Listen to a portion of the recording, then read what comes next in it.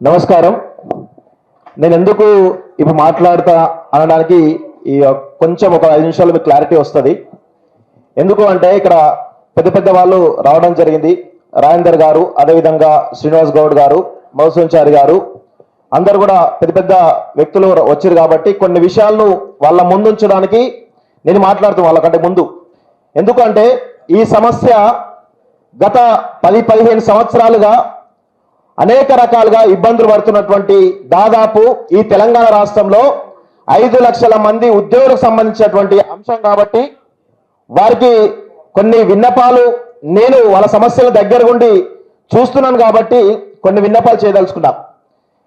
తెలంగాణ రాష్ట్రం వచ్చిన తర్వాత నేను రాజకీయాలు మాట్లాడలేదు, చెప్తున్న ప్రభుత్వాలు చేస్తున్నటువంటి విషయాల గురించి మాట్లాడుతున్నాను.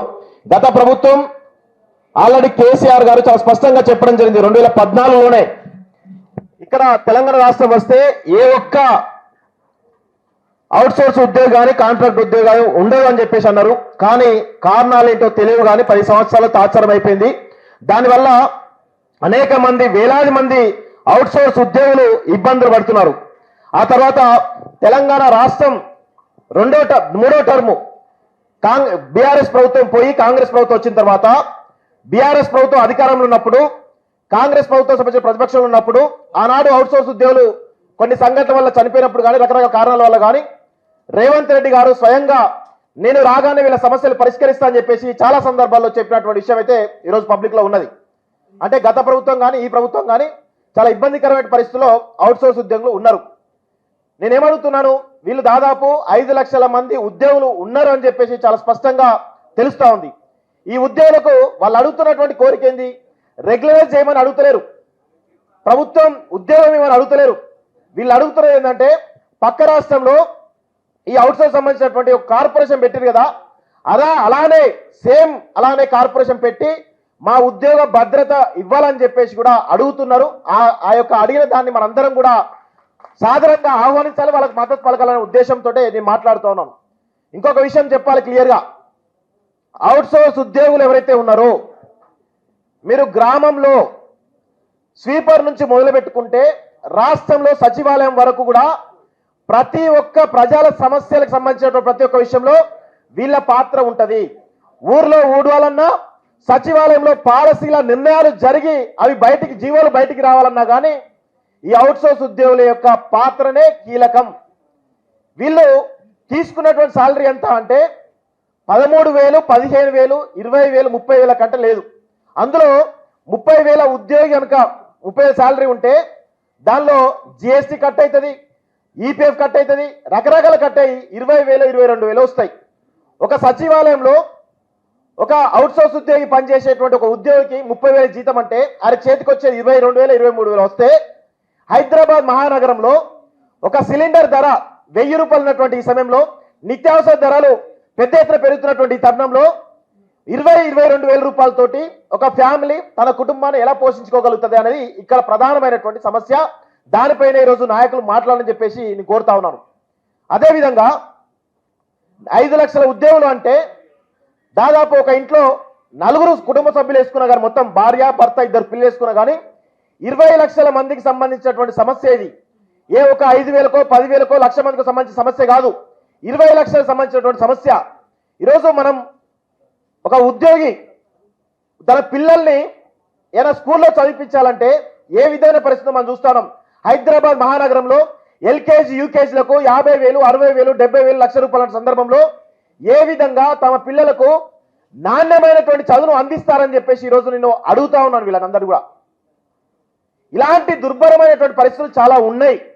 వీళ్ళను పురుగుల్లాగా చూస్తా ఉన్నారు, అభాగ్యులాగా అనాథలుగా చూస్తా ఉన్నారు. వీళ్ళు ప్రభుత్వం నడవడానికి కానీ, 4 కోట్ల మంది ప్రజలను నడిపించడానికి కానీ, ప్రభుత్వ సంక్షేమ కార్యక్రమాలు కానీ ఏ రకమైనటువంటి కార్యక్రమం తీసుకున్నా వీళ్ళ పాత్ర లేకుండా ఈ యొక్క తెలంగాణ లేదు అనేటువంటి విషయాన్ని మనందరం కూడా గుర్తుంచుకోవాలని చెప్పేసి కూడా ఈ సందర్భంగా నేను కోరుతా ఉన్నాను. అదేవిధంగా ఇంకొక చాలా స్పష్టమైన విషయం చెప్పదలుచుకున్నాను.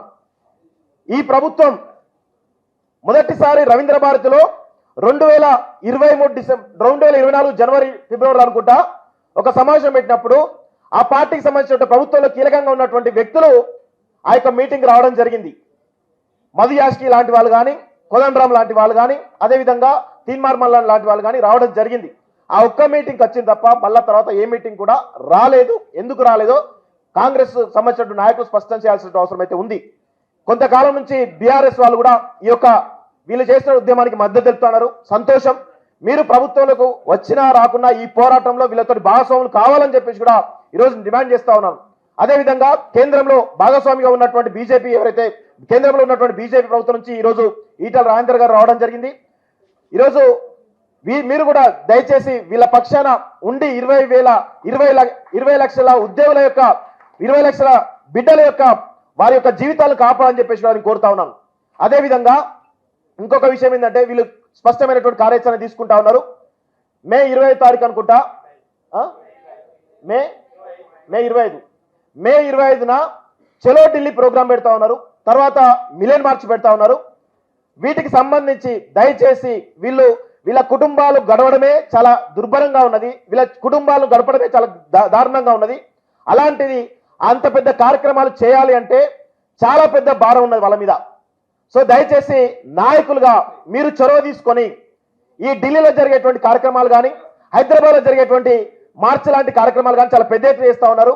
వారికి మీరు వచ్చి అండగా నిలవడమే కాకుండా వారికి ఆర్థిక సాయం పరంగా, ఎందుకంటే హైదరాబాద్ నుంచి ఢిల్లీకి పోవాలంటే చాలా పెద్ద వేల మంది కలుగుతున్నారు కాబట్టి చాలా పెద్ద ఖర్చు అయ్యేటువంటి అవకాశం ఉంది. వారికి మీరు ఖచ్చితంగా వారికి అయ్యేటువంటి ప్రయాణ ఖర్చులు కానీ, అదేవిధంగా అక్కడ ఉండడానికి వసతి సౌకర్యం కానీ, లేకపోతే ఆహారం సంబంధించిన విషయాలు కావచ్చు, ఇతర అవసరాలు ఏవైతున్నాయో వాటిని మీరు భరించాలని చెప్పేసి, మీ పార్టీలు భరించాలని చెప్పేసి కూడా ఈ సందర్భంగా నేను కోరుతా ఉన్నాను. ఎందుకంటే వాళ్ళకి వచ్చేటువంటి జీతాలు చాలా తక్కువ. వాళ్ళు ఎంత వేసుకున్నా కానీ వాళ్ళ జీతాల్లోకి వెళ్ళి 500 రూపాయలు 1000 రూపాయలు పక్కన పెడతారు కావచ్చు, కానీ అవి సరిపోకపోవచ్చు. దయచేసి మీరందరూ కూడా ఒక మానవతా దృక్పథంతో వీళ్ళందరూ కూడా అండగా నిలబడి వీరందరినీ ముందుకు నడిపించి 20 లక్షల మంది జీవితాలను కాపాడాలని చెప్పేసి కూడా ఈ సందర్భంగా కోరుతూ ఈ యొక్క విషయాలు చెప్పడం మాత్రమే మీ ముందు మాట్లాడదాం అనుకుంటున్నాం. దయచేసి థ్యాంక్ యూ వెరీ మచ్. జై తెలంగాణ.